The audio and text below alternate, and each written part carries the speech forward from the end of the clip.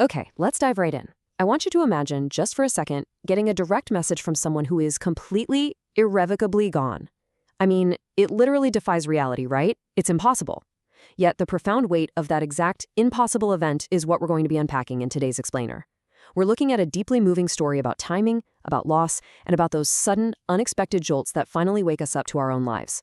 It definitely sets a pretty solemn, mysterious tone right out of the gate, but stick with me, because the destination here is absolutely powerful. So to really get the impact of this, we need to set the scene. Picture this. It's late. The city is totally silent, except for the sound of light rain hitting empty streets. It's right around midnight, and we're following a 22-year-old guy named Aman. He's walking home completely drained, physically, emotionally, just exhausted. His phone battery is hanging on by a thread, basically about to die. And then, in all that heavy, quiet darkness, his screen suddenly lights up. And what does it say? Just 4 simple words. One new voice message. Section 1. An impossible notification. A message from the past. Now, getting a late-night voicemail isn't inherently weird. But the twist here, the thing that literally makes Aman stop dead in his tracks, is the sender. Because this message lighting up his screen, it's from his father. His father who had passed away exactly 1 year earlier. Just wrap your head around the sheer impossibility of this timeline for a second. 1 year ago, the devastating loss happens. Tonight, at midnight, Eamon is walking home, weighed down by his own immediate struggles. And then, at exactly 12:01 a.m., literally, the minute he crosses the threshold of that painful anniversary, this impossible notification arrives. You can only imagine the visceral reaction. Eamon's hands literally start shaking. He's just standing there in the freezing rain, staring at his screen, trying to process something that cannot be real, before he finally, with a trembling finger, hits play. Section 2. A father's final words. Enduring life's storms. So, the audio starts playing, and the voice coming through that tiny speaker is soft. It's deeply familiar. It's his dad's voice, a voice that is absolutely impossible to forget. But beyond just the sheer shock of hearing it, what really matters here is the context. This voice is speaking directly to a moment when Aman is feeling entirely lost, totally exhausted, and just crushed by the weight of the world. And this is where you see the immense emotional intelligence behind the recording. Listen to this. The father says, if you're listening to this, it means life is testing you again. I mean, just let the emotional weight of that settle for a second. Adiaman had never heard this recording before. To hear those specific words from a voice he thought was gone forever, speaking directly to his current exact struggle, his heart practically stopped. It's like this massive acknowledgement from beyond that, yeah, life is profoundly hard, but more importantly, he's not invisible. He's seen. The message keeps going, and his dad says, I know there will be days when you'll feel alone, days when you'll think about giving up. But remember, storms don't last forever. Now, think about where Aman is standing. He is literally outside in the rain. And as the voice on his phone talks about enduring storms, the tears start rolling down Aman's face, and the physical rain around him actually starts coming down heavier. It's this breathtaking moment where the internal storm of his grief and the external storm of the night are just mirroring each other perfectly. Then his dad delivers this absolutely brilliant, timeless piece of advice. He says people will judge you before they understand you. Some friends will leave, some dreams will break, but don't let one bad chapter make you believe your whole story is over. What an incredibly empathetic way to reframe failure and hardship, right?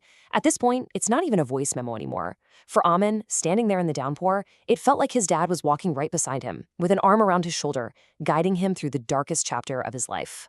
Section 3. The ultimate promise. Creating the perfect moment. Right here, the message shifts. It goes from deep comfort to a very serious call to action. The father tells Eamon that if he's hearing this voice today, he needs him to promise one thing.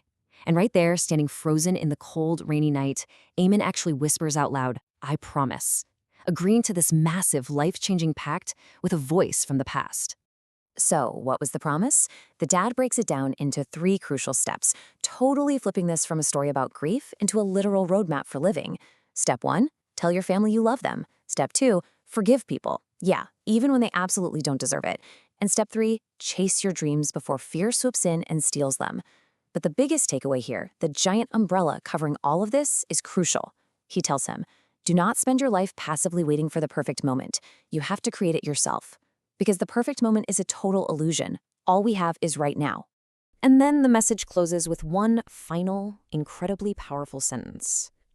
I'm proud of you, and I always will be. The second those words end, the phone screen just goes completely black. The battery finally dies.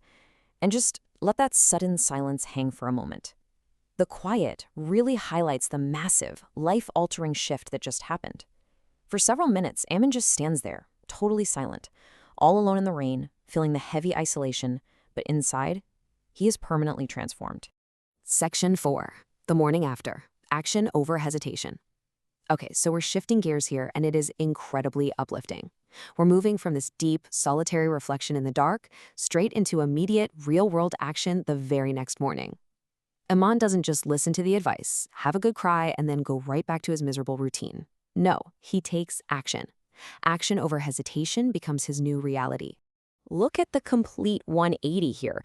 Think about the night before. Ammon is exhausted, trudging through the rain, just passively waiting for life's perfect moment to magically arrive. But jump to the very next morning, and it's a total transformation. Before he even goes to work, he calls his mom and hugs her noticeably longer than usual.